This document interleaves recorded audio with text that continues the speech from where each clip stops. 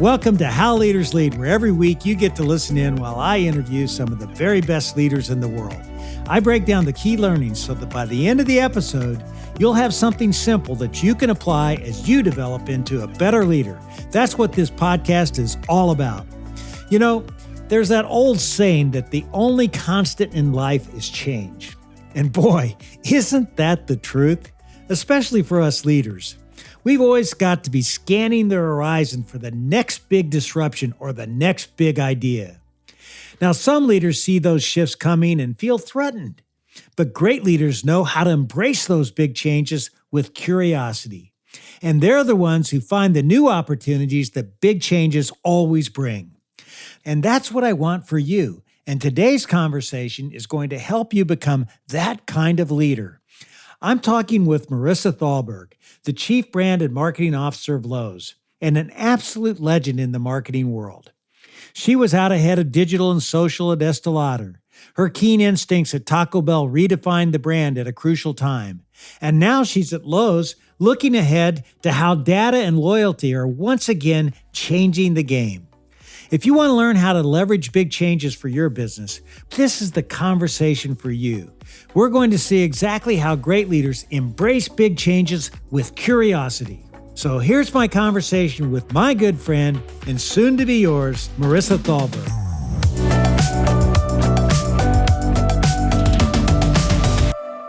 You know, you've been recognized as one of the top 25 marketers in the world and one of the top 5 social business leaders in the country. What's your secret sauce? What makes you so good at what you do? I think I'm good at connecting dots in ways that people don't always see. And if I have a little bit of a marketing superhero talent, I think it's that. And why I think that's relevant is because our world is so dynamic and it's so changing, and we're competing in this sea of noise and, fragmented attention. And so to be able to create connections that do enable you to tell a story in a way that stops people or makes you think of business opportunities in a new light.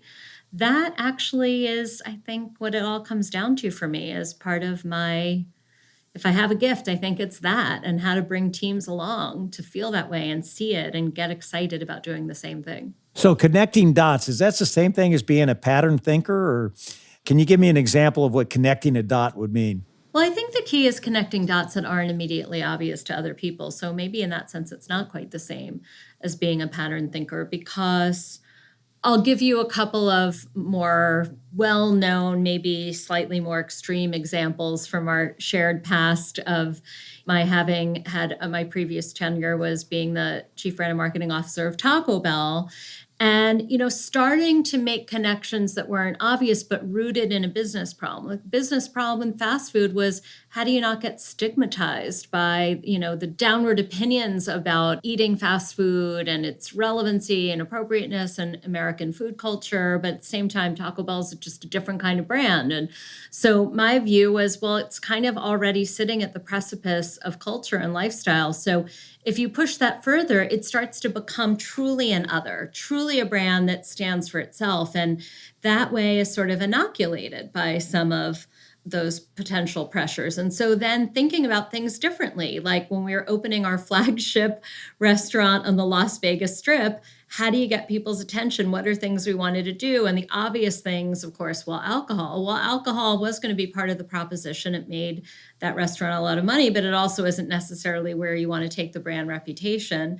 So we started thinking about other things in Vegas, like weddings. Well, as it turns out, we were able to connect a dot to the fact that people who are real fans will sometimes even post pictures of themselves in their full wedding attire outside of a Taco Bell. And that gave us permission to say, no, this is not a totally fabricated, crazy idea. It's rooted in a real kernel of a human behavior. And that's what made us say weddings and Taco Bell.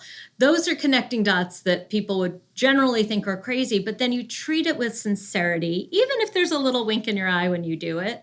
And suddenly you're uncorking a whole new opportunity for the brand and business. That's kind of a fun little example that I thought you'd appreciate it since it's a Taco Bell one. I love it. I love it. You helped make Taco Bell a great brand, an iconic brand, and made Taco Bell, not just a quick service restaurant. You know, Marisa, you were one of the first to recognize the need to become a digitally focused marketer. You were literally ahead of your time. How'd you see that coming?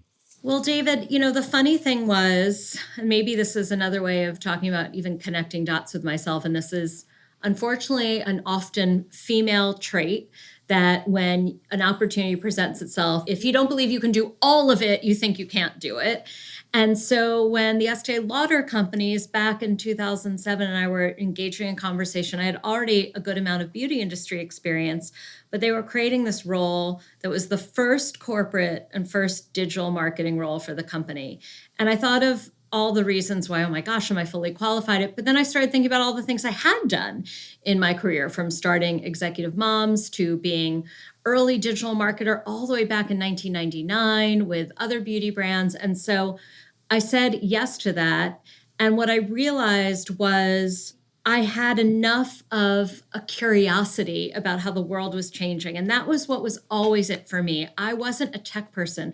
I was a marketer who just saw that the world was changing and got excited about trying to make sense of it and how to translate it into a big enterprise corporation. And that's what I did. So I taught myself so that I could then teach others. And that's an empowering realization. Absolutely. And one of the interesting things here is that you not only had to navigate the change for yourself, you had to bring people along with you. The biggest problem being a digital marketer, particularly in those days, is getting a budget, getting something to spend. How'd you go about getting decision makers on board with what you were seeing? Such an important point. And I had the added complexity of being in a corporate role in a portfolio company. So to your point, it was an influence job because I didn't own the budget the way I had in other places. I had a budget, but we had a portfolio at the Estee Lauder companies of 30 plus brands. People don't realize it's so much more than Estee Lauder. It's Clinique and MAC and Bobbi Brown and Jo Malone and La Mer and Aveda and on and on. So couple things. The immediate remit of the job was to grow e-commerce sales. So you start with what's right in front of you and you think, how can I make this better? And in that sense, there definitely was budget because it was tied to performance marketing, right? So how do we strengthen search engine marketing, email marketing, all those parts? I redefined the job though, because I looked and in the situation analysis that we all do when we're new to roles, thought, well, I can take that from here to here. But this company is ignoring the larger white space that brands are fundamentally moving into the digital world, and no one's talking about that on a brand level. So I changed the scope of my job, and I made it my job to do the e-commerce part, but to also make it about this larger view of digital and social marketing. And the way I had to do that was find the early adopters who'd listen and who were willing to place some small bets and experiment with me. And so we got a little bit of money together because we would do things and they weren't very costly, but it was challenging because this was a world of brands, in luxury. Luxury was really holding out because think about the old definition of luxury. We tell you what to think. We tell consumers what to think. So this paradigm shift that now consumers are going to be part of the conversation was very threatening in those early days to brands, particularly in the luxury space. So I had to find ways to, as you said, to bring people along. And that was one of the most interesting challenges of my role is how could I be a change agent? How do I get people to come along when there are a lot of reasons they're resisting this change? One of the things that really impressed me about your thought leadership is that you defined the role of marketing. You said you not only need to be an advertiser today, you also need to be a publisher. Talk about that and how you came to that conclusion. Well, that was very much born out of how I was feeling in that role at the Estee Lauder companies and my realization. And mind you, at that time, I had started this organization, Executive Moms, on a shoestring. I had done it actually prior to that so it was already quite active now for several years. So I was a content creator and a corporate client working with content creators. So it gave me this very interesting dual lens. And I was also dealing from a pure media standpoint in my job, going back to my earlier days at Calvin Klein Cosmetics, Unilever Cosmetics, and then now at Estee Lauder with, the traditional magazine publishers. And it was a buyer-seller relationship for years and years. And I started sort of ringing the bell and saying, you guys, we've got to think differently because we have audiences too that we can aggregate. So the traditional advertiser relationship was, I've got a product, you've got an audience, so I'm paying for your audience. But digital and social media disrupted all that because you think about a brand with a few million followers on a Facebook page or Twitter account and Instagram or their website. And it's not like you only need media companies now. You have audiences too. So it changes the value equation. And I found that really inspiring, is to say, hey, let's think differently about how we're partners now. What do you have that I need? What do I have that you need? And let's think about what doing business together looks like as a partnership versus a buyer seller. And some people were really receptive to that message, but others, of course, were not. And we're laggards. And I think we all know how that story turned out. So that was just for me, again, sort of just seeing what was happening and drawing the right conclusions and connections to what it meant for the brands that I was playing a leadership role on, and how to just create a more modern sense of business value. I think that's kind of what makes it all hard but fun. Advertiser to publisher. That's a very simple way to communicate. It's so important to be able to distill complicated information or a complicated situation into a really simple thought. And that's a real simple thought, going from advertiser to publisher and being able to do both. How did you develop that skill? And what are you doing as a leader to help others get that skill? Well, I think we all have skills and attributes that are more innate, and then others that we have to work really hard to develop. And I think both, David, as you talk so much about leadership, we all get into positions where it's starting to just recognize what those innate skills are in ourselves, but also then when you're managing teams, figuring out what the innate skills of your folks are and how to make that sort of harmonious with the work. And for me on that part, I don't know. I guess I've just always loved being a storyteller in some way. I wanted to be an actress when I was younger, Broadway specifically. Thank God I didn't pick that path, but there was something in that. And then I, did college news.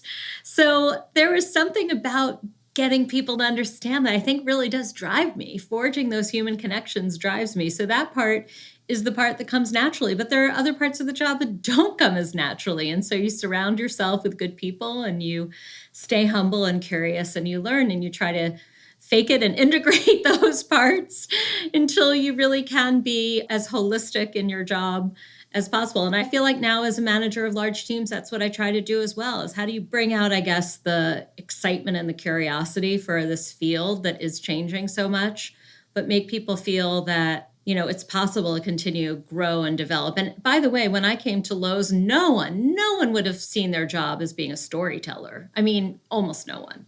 So even just reframing our roles and making people see that that was part of what they're here to do, if not a big part of what they're here to do, just that becomes an unlock for people rethinking what their role is. You mentioned something that I think is curious. Until you get a skill, fake it. That's an interesting thought. I mean, when you're coming up, you don't know everything, but is it important for you to convey the people that you think you do? And what do you mean by fake it? I know I tossed that out a little flippantly. I was hoping you wouldn't quite pick up on it, but you did.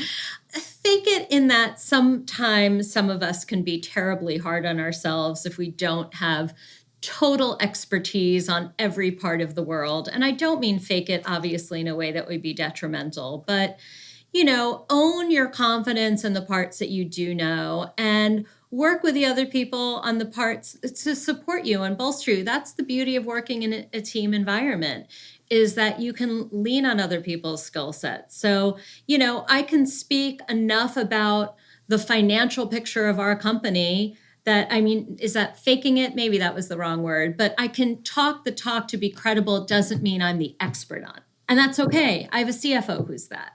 By the way, you're in good company with that comment because, I interviewed Tom Brady and he said, when you don't have confidence, you have to fake it until you do. But, you got to give people the sense that you got enough to get people where you need to go. So you're not without company on that thought. You see yourself first and foremost as a creative person. Is that true? And if so, tell us about your creative process.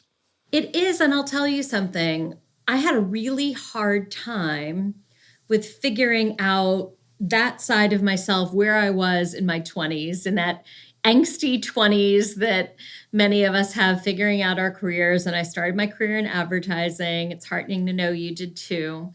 And I was in what was like the strategic side, which felt right to me because I actually am really good at that. And I love that part. I love the intersection of psychology and culture and business. But I also feel like I have a really creative soul. And I really struggled with having chosen a career where there were other colleagues whose titles were creative, because that implied to me that anyone who didn't have that title was by default not a creative person. And I really, really struggled with that. So now finally I'm at a juncture in my career where it all comes together and I can lean into being, I agree with you. I think I am more creative leader, but it doesn't mean that that means I'm an art director necessarily. It just means that I'm a creative thinker, that I love great work, that I see things in very visual ways. I love language. I love how stories come together, and that is creativity. But I'm enough of the strategy side is strong enough in me that it's always with a purpose. It's always with an objective. And that's what makes this the business of marketing, not just the art of marketing. And I'm unapologetic about loving how those things come together. I think that's what we're here to do. Well, what's the process you use personally to make it come together? I think it really depends. I mean, in the classic sense of developing like a big campaign with a team, I do like being on big brands because it means you have a team to do that. And I like the process of thinking through and really debating with people before anyone puts pen to paper or starts conceiving a commercial or whatever it might be. I like really talking about what's the opportunity, what's the real insight, what are we really trying to solve? And I really force people to speak in plain English when we do that, because I find younger members of the team try to use fancy business language for that. And it obfuscates the real, like, what's keeping us up at night? What do we really wish could happen? And really interesting things happen when you go through that conversational process. And oftentimes, I think a really good idea sparks. Sometimes it's a creative idea already at that process. Other times it's about working with a creative team to figure out a way to bring a more strategic idea to life. So for me, the process is contingent on what we're trying to do. When I gave you the example of the weddings or doing the Taco Bell hotel, sometimes it's just about having brainstorms, about reading and immersing in culture. And I'm pathetically on social media way too much. But for me, that is my absorption process. That's how I'm just taking it all in and then coming back to things and realizing how they might connect later.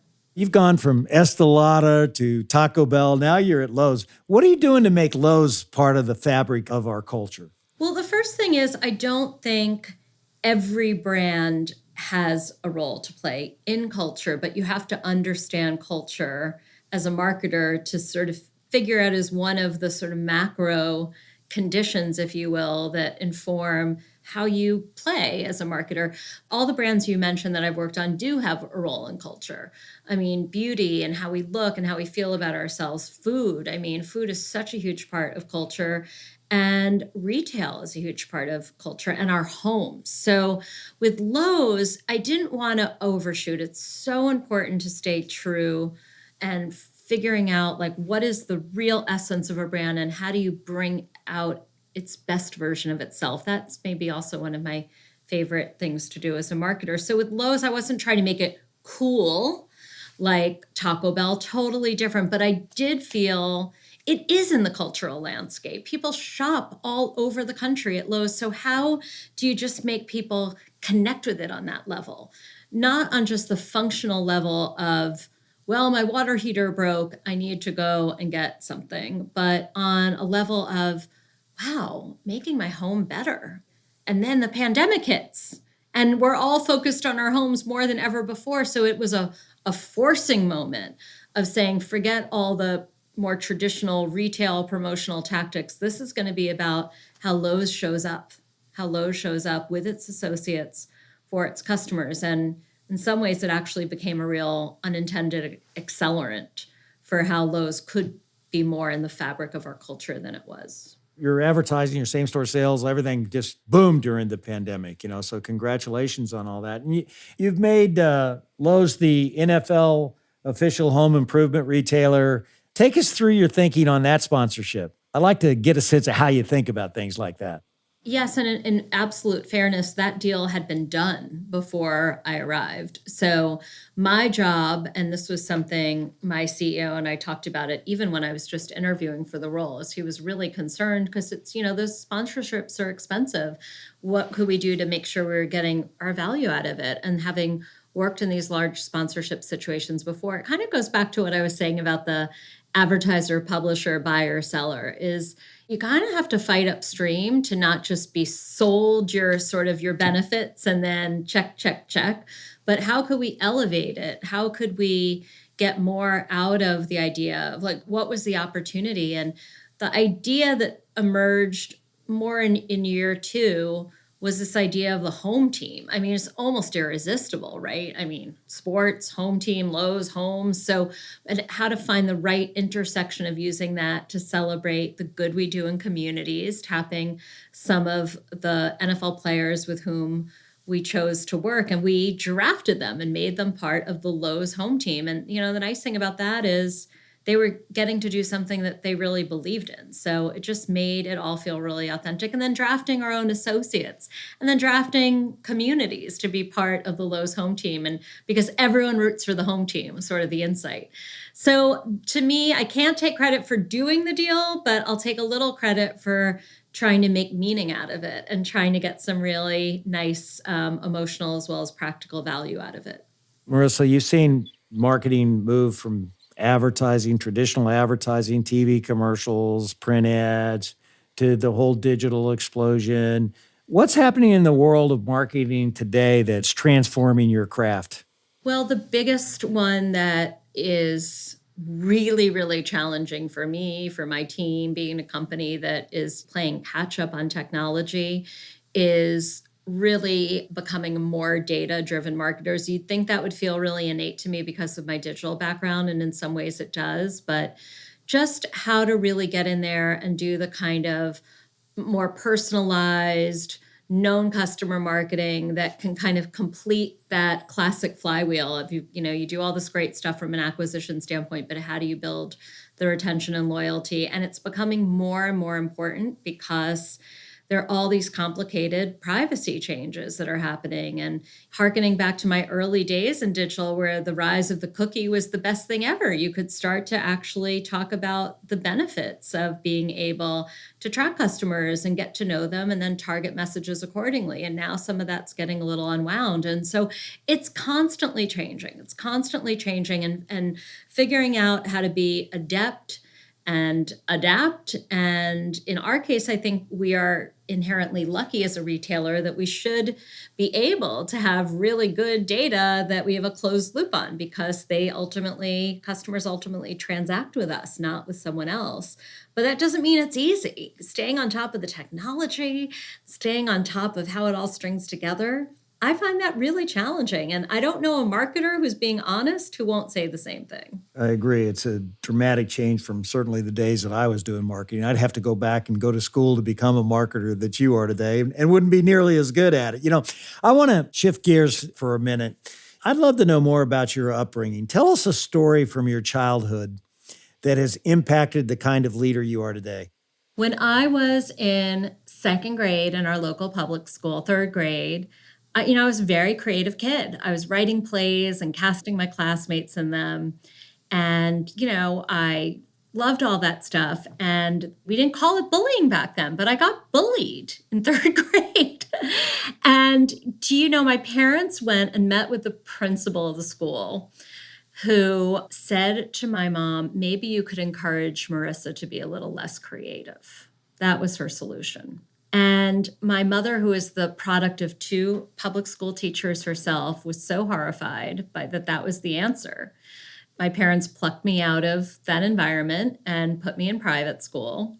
And I remember my dad driving me to that new school on the first day and said, this is, a clean slate and you get to be who you want. And years later, I found a letter that my mother had saved from that principal, handwritten note apologizing. Years later, it had never left her the guilt that that's what she had advised my parents to do, apologizing for that being her response. But, those early scars that we carry as children, they shape us and they teach us who we want to be and who we don't want to be. And I think that it taught me resilience, which I've tried to impart to my children, that every chapter is an opportunity to emerge even stronger and better, and that to be yourself and to bring your best self is the right way to be. And the older I've gotten, the more I realize I can be that way. I don't have to pretend to be someone I'm not. And I think that's my leadership style now. Younger in my career and my life would not have maybe been that way. But now it's very much my leadership style because I feel like people look to you as a model. Like, what do I aspire to be? And I want the people on my team to realize that out of that sense of authenticity comes trust, and out of trust comes bravery, and out of bravery comes creativity. So that's how it all comes around for me, is I want my team to feel that they see someone in me who's challenging them, but really wants them to try and to feel safe to try.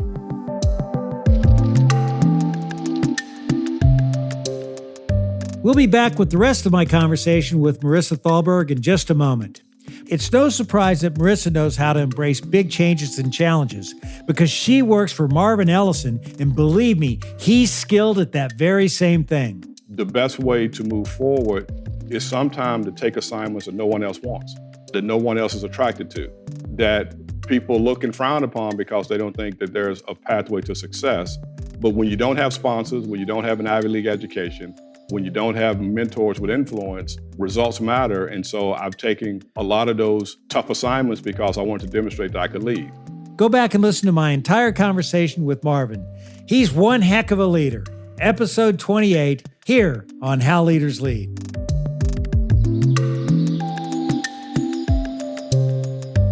You mentioned it earlier. You mentioned executive moms, and you're passionate about equipping working moms.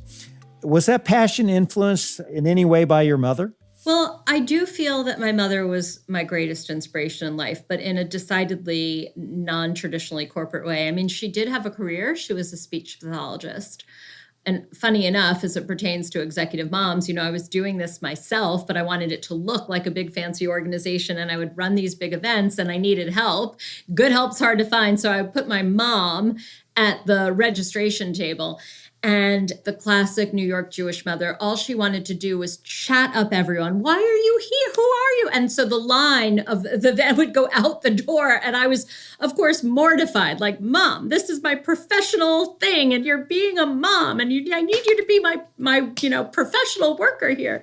But of course, now I look at that with such a sense of endearment. And to this day, I'll run into professional women on the street of New York who'll ask, unfortunately, I lost my mom a few years ago, but we'll still ask about her. And that is how I think about just her character and her personality and her love of just connecting with people. That, I think, shaped me in many, many ways. I don't know that it shaped necessarily the birth of executive moms, to your specific question. Executive moms was like a lot of things that I've started and done came out of a personal need that then I started talking about and asking other people about. And I was connected in the media industry. So I remember after becoming a mom myself and feeling shocked at how little there was for me as a new working mom in New York, of all places.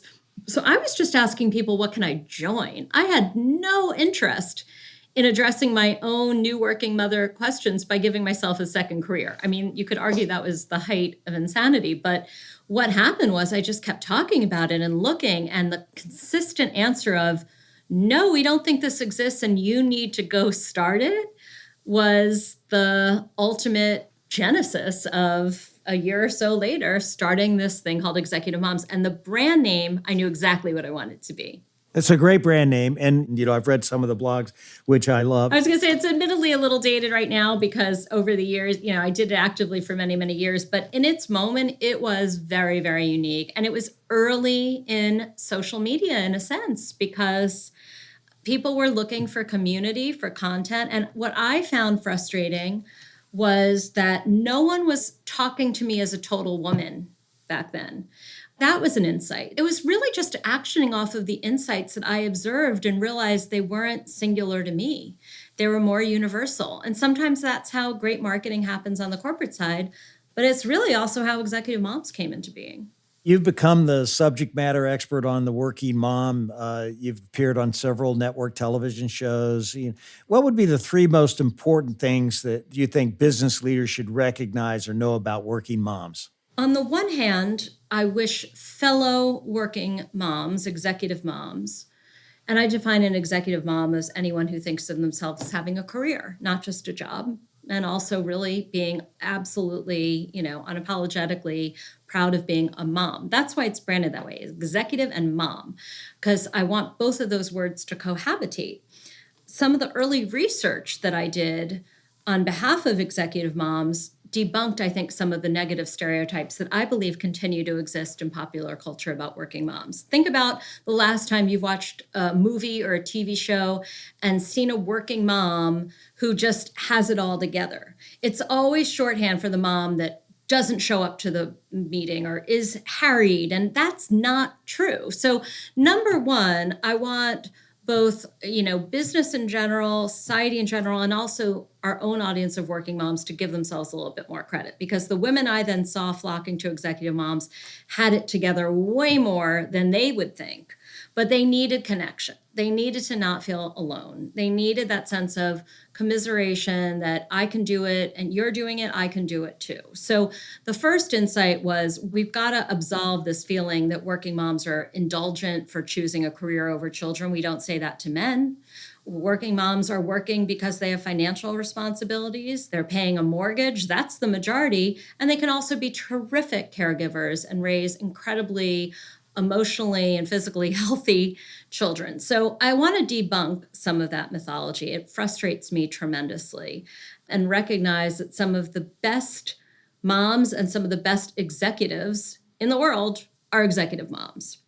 Hand in hand with that would be just not debunking, but eliminating a little of the guilt that women are somehow wired to carry in a way that is different from most men. And I am generalizing without meaning to stereotype, because it's true. There are just different biological tendencies between the two genders. And that's why no one started executive dads just yet. They can, but the guilt that we carry about having careers and doing all the things that we want to do for our children, it can be very, very hard until you have an organization like this or a community that helps you realize you're doing it so much better than you think you are. I've heard you say that about moms, we're trying to over deliver in all areas of our life. How can we as leaders better support moms in the workplace?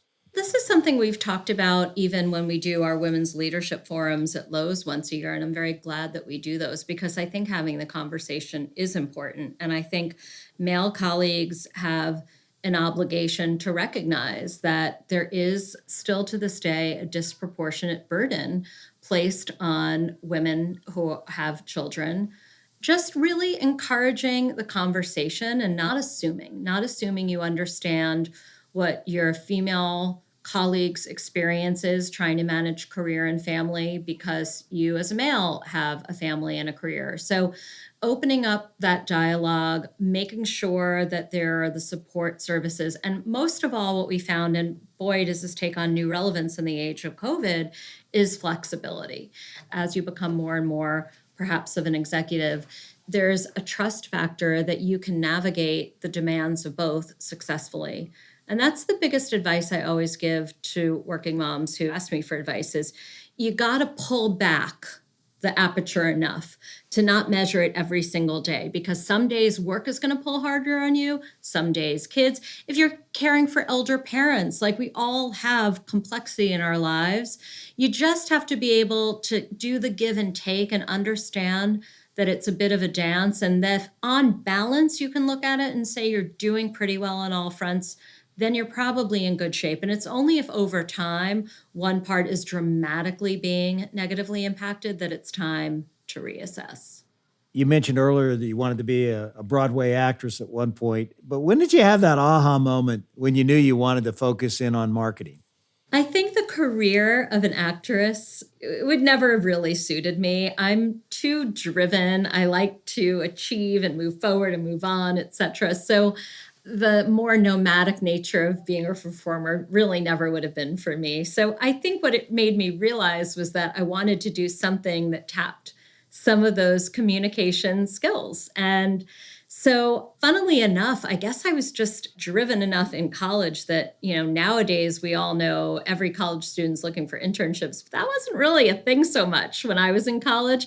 But I went after them, and not because I was trying to build a resume. I just wanted to figure out what I wanted to do. So I did some crazy things. I mean, I got myself hired with these documentary film producers in Brooklyn. I had to go buy their mozzarella for lunch from the place Marilyn Monroe got her mozzarella every day. I mean, I worked as a production assistant on a TV show. I was an advertising agency intern. So I think it just became this crystallization of somewhere in all of this is what I'm meant to do. And I didn't know exactly what it was, but it was all starting to emerge as I was embarking on my career. So you really get excited about creative and the creative product itself. And business leaders, we all have to inspire creative people to get the best work out of them. How do you do it? What's the best way that you've learned to get great work out of creative people?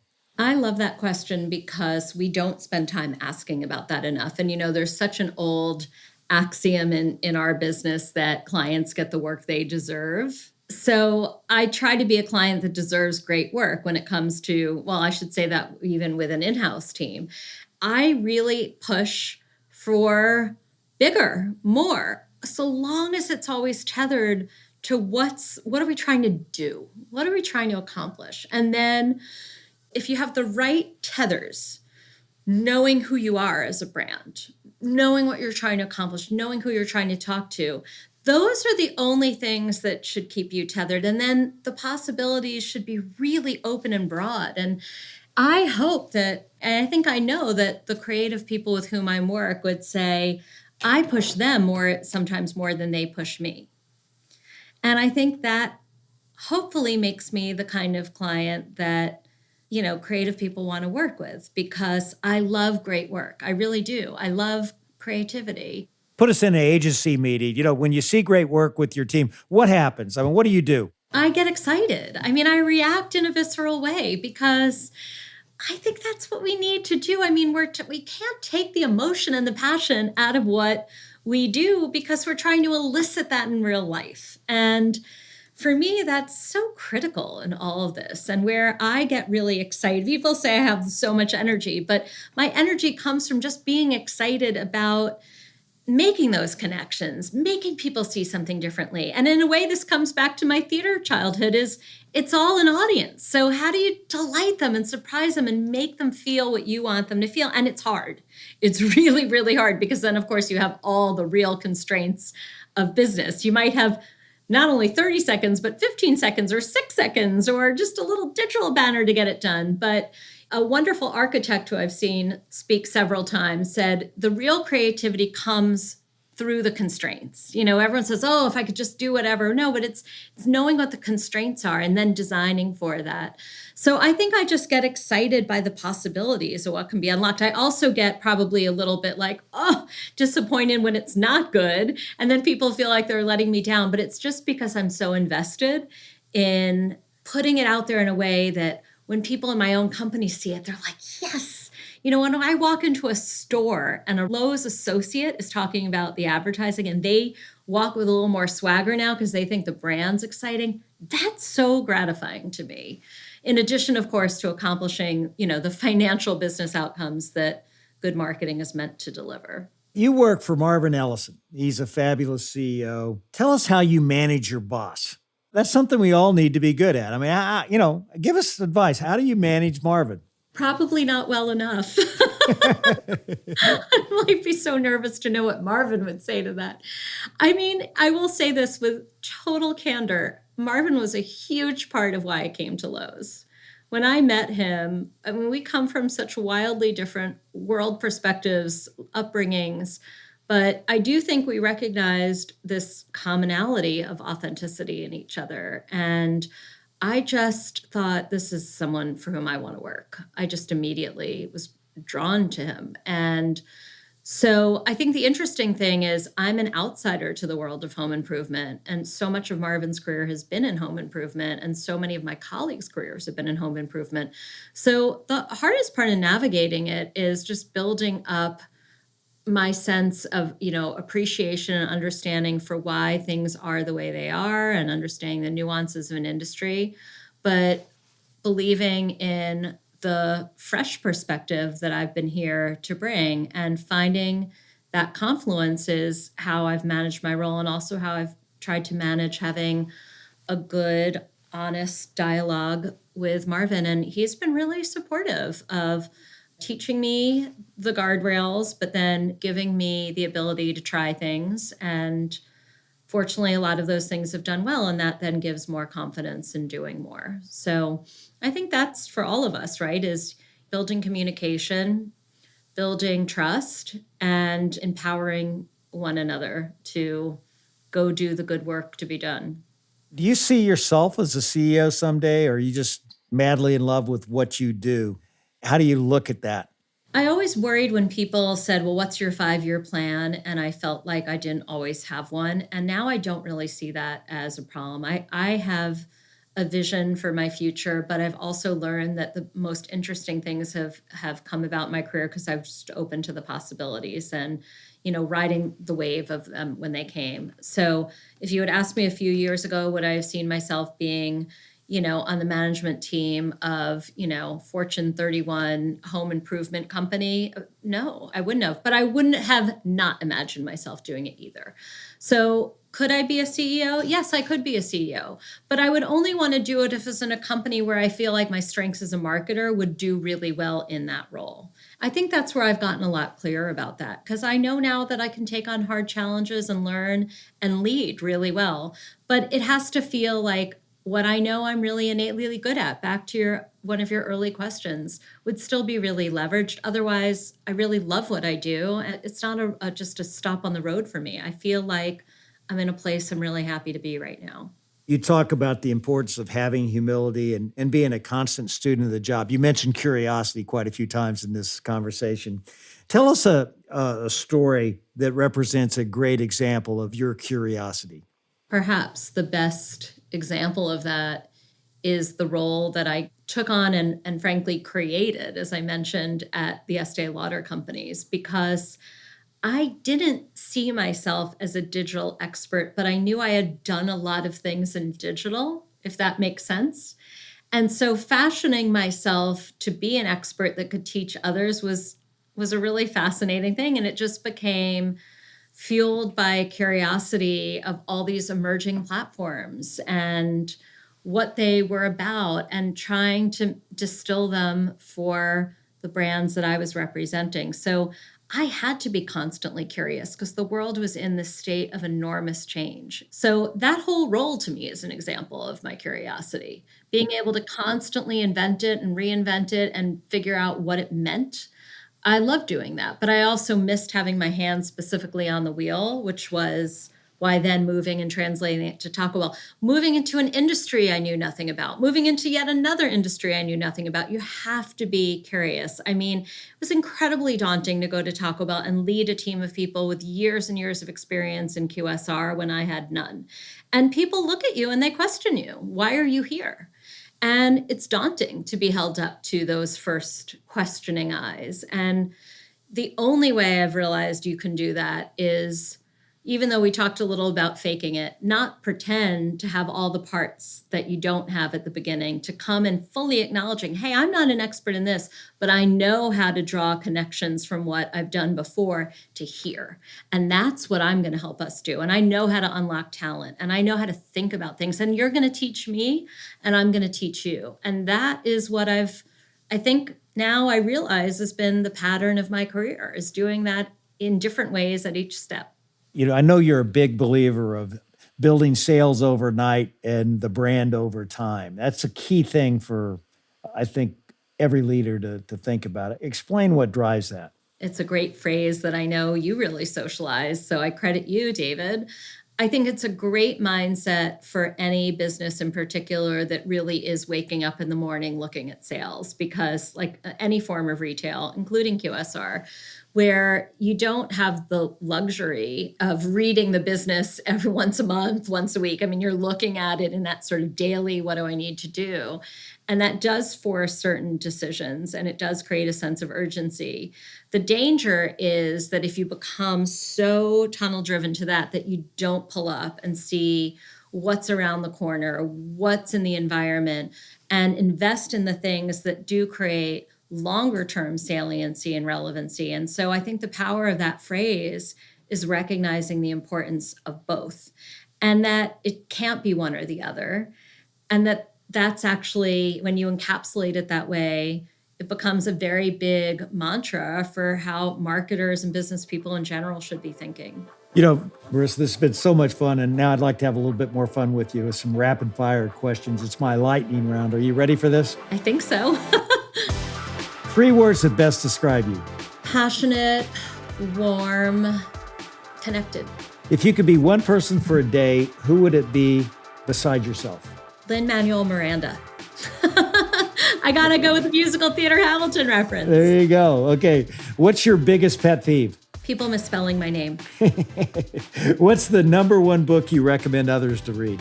I'm going to answer it a little differently. Not the number one book. The book I read to get me motivated to come to Lowe's was Originals by Adam Grant. And I'm also a big Malcolm Gladwell fan. So I feel like anything in the realm of behavioral economics is, for me, that's where I try to turn my team. Like, if you want to get inspired and read and learn about the world and people and our business, that's where I go. What would be something about you that few people would know? I'm an avid word and numbers gamer, believe it or not, on my phone. I'm addicted to word games. And now, of course, everyone's playing Wordle, which delights me because I'm playing it with my family every day. So you're a gamer. I'm like a little bit of, not a gamer like, Activision gamer, but like word. And I you know why? Because my mind, I find like it calms my mind. And then on some other level, I'm still thinking while I'm playing. What was your latest home improvement project? Let's see. Well, we bought this house when we moved to Charlotte a year and a half ago, and it was a new house, but we did some major work. And so one of the things that, we talk about at Lowe's is you can be a DIYer, do it yourself, or you can be a DIFMer, do it for me. And that's good too. So we hire pros. So our big project was building a garage and a pool, but smaller projects that we've done is I renovated a desk that was my mom's desk. It was in my house growing up, and I put new hardware on it and had it finished. And that just makes me really happy because it's like a little piece of my mom that I still have in my living room. You wear these fantastic glasses. How many pair of glasses do you have? I don't have that many. I only have about 4 or 5 because I've been in this phase of just liking the same glasses all the time. But just lately, I started playing with adding a few pairs. So who knows? Maybe I'll change that answer in a few months. You're adaptable. No question about that. I'm adaptable. There you go. So what's on the horizon that you're excited about? A project that's something you're a part of that's really giving you some joy right now? Well, today's point that we're doing this podcast is momentous because we just are nationally launching our loyalty program for our pro customers. And this has been many, many months in the making. It's been really complex.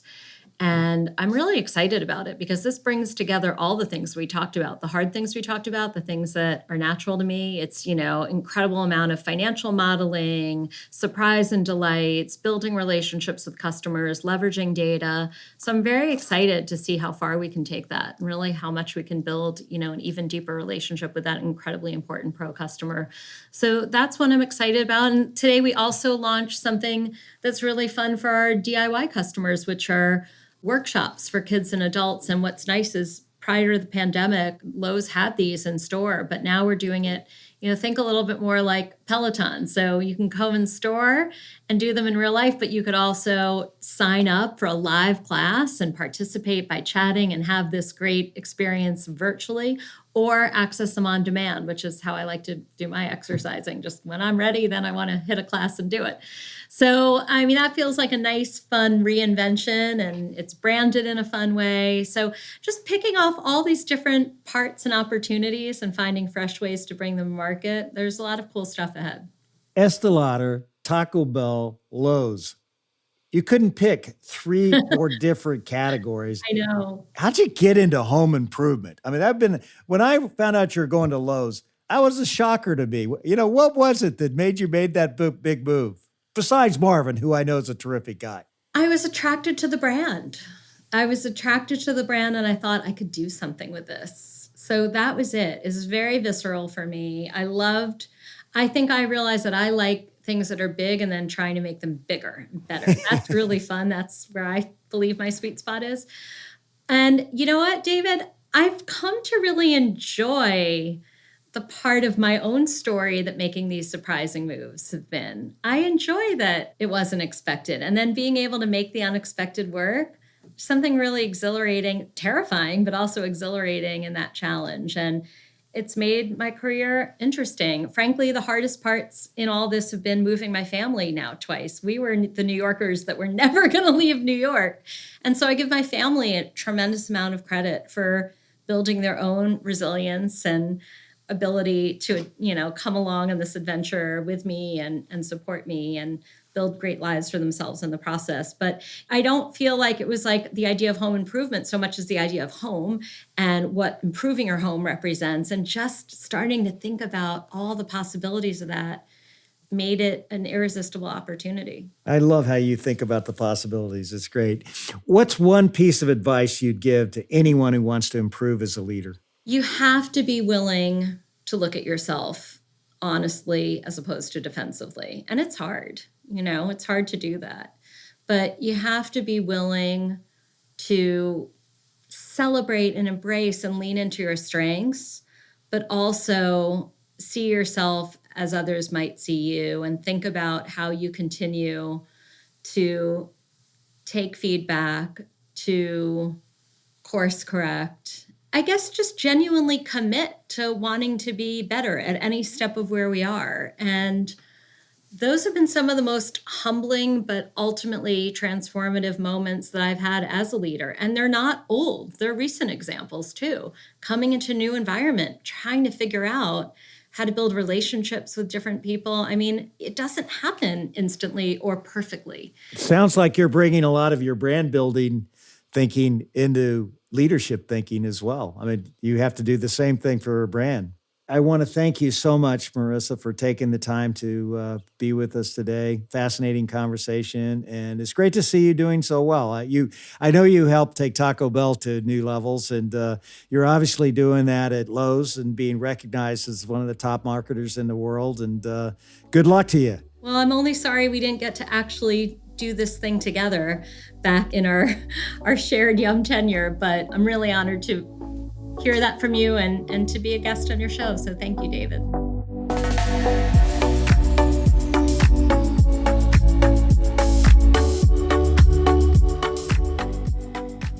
Well, there's no question, Marisa is an outstanding marketer. I love her enthusiasm and creativity. And I just find it so inspiring how she always has her eye on the horizon, looking out for the next big thing. And now more than ever, that's a quality every great leader needs, the ability to embrace big changes with curiosity, not the fear that just bounds us up and keeps us from taking on big things. And chances are there are big shifts happening in your industry right underneath your nose. This week, I want you to ask yourself, what does it look like to get curious about those changes? What questions do you need to ask? What resources can you learn from? What experts can you sit down with? I've learned when you get curious about change, you protect yourself from that fear-based thinking that can shut down your creativity. Instead, follow your curiosity, and I bet you will find some incredible opportunities. So do you want to know how leaders lead?